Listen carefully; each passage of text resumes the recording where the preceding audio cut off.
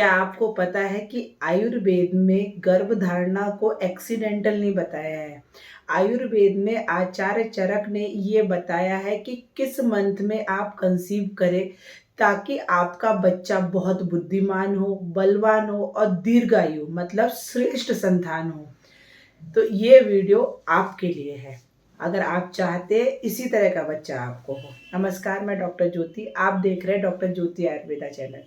इस चैनल पे हम बात करते हैं मेल और फीमेल इनफर्टिलिटी की। इस चैनल पे हम आयुर्वेदिक तरीके, घरेलू उपाय, योगा, पंचकर्मा सारी चीज़ें डिस्कस करते हैं जो शास्त्रोक्त होती। ये मेरा खुद का ज्ञान नहीं है, ये जो ज्ञान है वो चरक संहिता, सुश्रुत संहिता और हमारे जो शास्त्र हैं आयुर्वेद का उनका ही ज्ञान है। तो हम वीडियो को स्टार्ट करेंगे।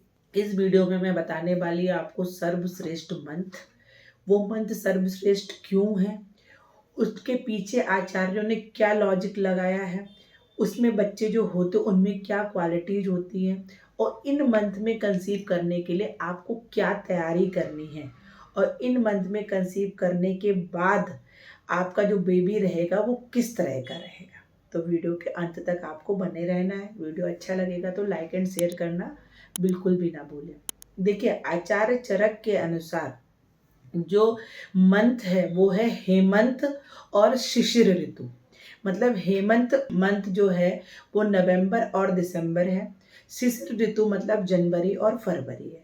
तो नवंबर तो जा चुका है, तो अब आपको दिसंबर, जनवरी और फरवरी, अगर इन 3 महीनों में आप कंसेप्शन का प्लान कर रहे हैं तो वीडियो बहुत अच्छा है आपके लिए। देखिए, आचार्य चरक ने बताया है कि इस समय इन ऋतुओं में जो हमारा शरीर होता है उसका बल बहुत अच्छा रहता है, हमारे शरीर का पाचन बहुत अच्छा रहता है, हमारा शरीर जो भी चीज़ें खाता है वो बहुत अच्छे से पचा पाता है। तो उसकी वजह से हमारा जो ओज है, जो हमारा सत्व है वो बहुत अच्छे रहते हैं। इस समय हमारे स्पर्म ओवम की क्वालिटी बहुत अच्छी रहती है और इस समय जो ऋतु है, इस समय हमारी एंडोमेट्रियम मजबूत बनती है। तो इसलिए इन मंथ में कंसेप्शन करने में प्रेगनेंसी के चांसेस भी अच्छे रहते हैं और जो बच्चा रहता है वो भी बहुत अच्छा रहता है। देखिए, इस मंथ में जो डाइट है वो आपकी किस तरह की होनी चाहिए। आपकी डाइट जो है वो प्राकृतिक डाइट होनी चाहिए, क्योंकि इन ऋतुओं में आप जब भी मार्केट जाएंगे तो आप देखते हैं कि बहुत सारी अच्छी वेजिटेबल्स अवेलेबल होती है, फ्रूट्स बहुत सारे अवेलेबल रहते हैं और सारे फ्रेश वेजिटेबल्स और फ्रेश फ्रूट्स रहते हैं।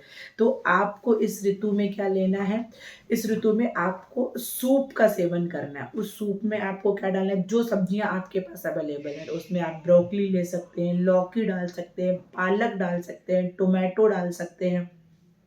तो उनका आपको सूप लेना है। दूसरा, फ्रूट्स आपको कौन से लेने हैं, तो यहाँ पे अभी जो गुआवा उपलब्ध है वो आप ले सकते हैं, वो विटामिन सी का रिच सोर्स है।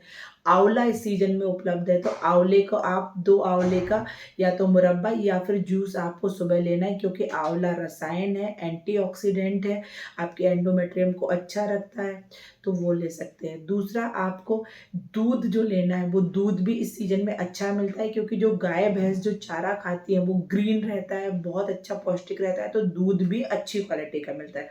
तो दूध में आपको मखाने की खीर बना के रोज खानी चाहिए।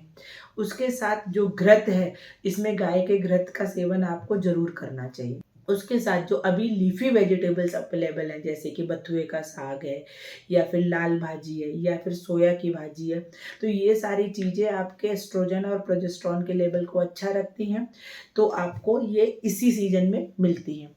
ये तो डाइट की बात मैंने कर ली। अगर अब आपको इस सीजन में कंसीव होना है तो आपको क्या नहीं खाना चाहिए। यहाँ पे ठंडी चीज़ों का सेवन आपको बिल्कुल नहीं करना है। आपको ऐसी चीज़ें नहीं खानी जो बासी रखी हुई, मतलब पिज़्ज़ा, बर्गर या बिस्किट्स है, इस तरह की चीज़ें आपको नहीं खानी है। और सबसे ज़्यादा इस सीज़न में आपको देर तक सोना नहीं है, क्योंकि ठंड की वजह से हम बहुत देर तक सोते रहते हैं, या फिर हम इस सीज़न में आइसक्रीम बहुत खाते हैं या फिर हम आउटिंग बहुत करते हैं जिससे हमारे शरीर में वात प्रकोप, तो इस तरह की चीज़ें आपको नहीं करनी है। दूसरा, इस सीज़न में और क्या होता है जो साइंटिफिकली प्रूवन है, देखिए इस सीज़न में जो हमारा मेटाबॉलिक रेट है वो इंक्रीज़ होता है।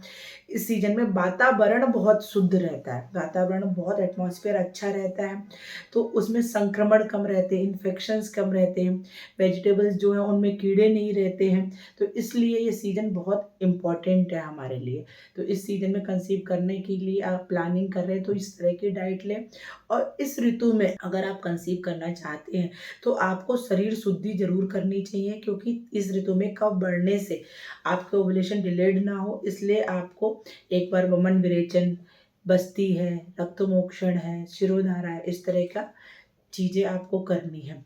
उसके साथ आपका यूट्रस बहुत अच्छा रहे, यूट्रस बहुत अच्छा रहे, इसलिए इस ऋतु में जो तिल मिल रही है आपको, उसका तिल का लड्डू भी आप खा सकते हैं, क्योंकि तिल भी नेचुरल सोर्स है एस्ट्रोजन का, फाइटोएस्ट्रोजन्स उसमें रहते हैं, तो तिल के लड्डू का सेवन आप कर सकते हैं। उसके अलावा इस ऋतु में आपको सबसे ज़्यादा है ज़रूरी है कि धूप कम रहती है। नॉर्थ इंडिया में अगर आप जाएँगे तो कोहरा बहुत रहता है, धूप कम मिलती है, तो जब भी पॉसिबल हो कम से कम 15 से 20 मिनट की धूप आपको ज़रूर लेनी है। देखिए हमने यहाँ पे बात कर ली कि क्या नहीं खाना है, क्या खाना है, कौन-सा पंचकर्मा कराना है, और अब मैंने जैसा कि बताया था कि इस ऋतु में जो बेबी रहते हैं वो बहुत श्रेष्ठ बेबी रहते हैं, क्योंकि हमारे जो शुक्र है, शुक्राणु हैं, जो हमारे अंडाणु हैं, वो बहुत अच्छी क्वालिटी के बनते हैं। तो जो बच्चा रहता है वो ओजवान रहता है, मतलब उसे देख के ही आपको प्लेजेंट लगेगा, बुद्धिमान रहता है, बच्चा बुद्धिमान रहता है, बच्चा दीर्घायु रहता है, बच्चा बलवान रहता है, बच्चे की जो इम्यूनिटी है वो बहुत अच्छी रहती है, मतलब रिकरेंट वो बीमार नहीं पड़ते हैं। तो इस तरह के जो बच्चे हैं, जो आयुर्वेदिक बेबी हैं, अगर वो आप चाहते हैं तो आपको इन 3 मंथ्स में ही कंसेप्शन करना है।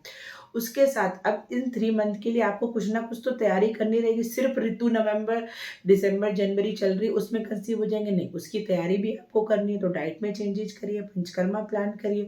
और अगर आप इस तरह का बेबी चाहते हैं, अपना हार्मोनल इम्बैलेंस ठीक करना चाहते हैं या पंचकर्मा कराना चाहते हैं, तो आपको मुझे टाइप करके भेजना है ऋतु बेबी, कमेंट में लिखिए, तो हम आपसे कॉन्टैक्ट करेंगे। और मुझे लग रहा है कि आप ये चीज़ें फ़ॉलो करेंगे तो फ़ेब तक तो आपकी प्रेगनेंसी रिपोर्ट पॉज़िटिव आ ही जाएगी, क्योंकि हम सारी चीज़ें नेचुरल कर रहे हैं, हम कोई भी सिंथेसिस चीज़ें ले ही नहीं रहे हैं। तो मैं फिर से कहूँगी, सिर्फ़ ऋतु नहीं, सही तैयारी, सही औषधि, सही डाइट और सही दिनचर्या ही आपको एक श्रेष्ठ आयुर्वेदिक बेबी दे सकती है। तो अब आपको क्या लग रहा है? किस तरह से आप तैयारी करेंगे, उसका एक प्लान बनाइए, सारी चीज़ें नोट डाउन करिए और फिर आगे बढ़ते हैं उस श्रेष्ठ संतान के लिए। जब आपकी यूपीटी पॉजिटिव आए तो हमारे साथ उसका फ़ोटो ज़रूर शेयर करिए व्हाट्सएप के माध्यम से, ताकि हम लोग भी मोटिवेट हो सके कि कुछ जो जानकारी हम आपको दे रहे हैं वो आपके लिए यूज़फुल है, आप उससे फ़ायदा ले रहे हैं और आयुर्वेदा आपकी मदद कर पा रहा है आपको संतान सुख दिलाने में। इस तरह के वीडियो के लिए चैनल को सब्सक्राइब करिए, वीडियो को लाइक एंड शेयर करिए और डॉक्टर ज्योति आयुर्वेदा के साथ बने रहिए। नमस्कार।